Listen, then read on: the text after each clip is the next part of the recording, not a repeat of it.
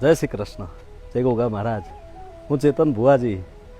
ઘણી બધી વાર મિત્રો એવું બનતું હોય છે કે જાણે પ્રશ્ન કુંડળી જોવા ના બેઠો હોય એવી રીતે ઘણા બધા મિત્રો, ઘણા બધા યુવાનો, એમનો પ્રેમ છે મારા પ્રત્યે, કંઈકનું કંઈક જાણવા મળશે એવી એમની મહત્વકાંક્ષા મારી જોડે રહેલી હોય છે કે ભુવાજી જોડે આવી ચર્ચા કરીશું તો કંઈકનું કંઈક નવું જાણવા મળશે. એટલે મારા એક મિત્રએ મને પ્રેમથી એવું પૂછ્યું કે ચેતનભાઈ, આ કર્મનો સિદ્ધાંત જેને આખા જગતના આપ્યો છે એને જાતે કર્મ નડે ખરું?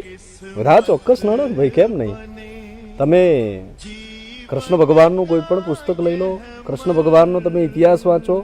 શું થયું પ્રભાસ પાટણમાં? શું થયું બાલકા તીર્થમાં? કૃષ્ણ જ્યારે ત્યાં એક વૃક્ષના નીચે જ્યારે સૂતા છે ત્યારે જરા નામનો પારધી એ શિકાર કરવા માટે આવે છે ને એને ઘડીક વાર એવું લાગ્યું કે કોઈક મૃગ છે, હરણ છે, અને એના કમાનમાંથી જ્યારે તીર છોટે છે ત્યારે કૃષ્ણ વિંધાઈ જાય છે મિત્રો.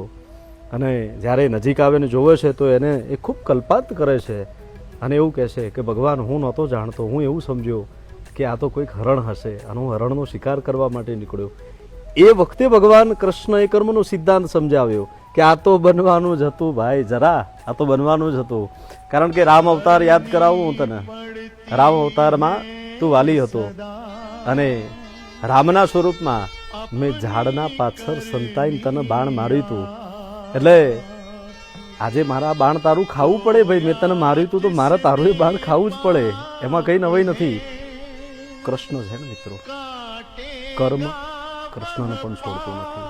અને જેને કર્મનો સિદ્ધાંત આપ્યો છે ને એ પોતે સિદ્ધાંત આપનારને પણ કર્મ ક્યારેય છોડતું નથી.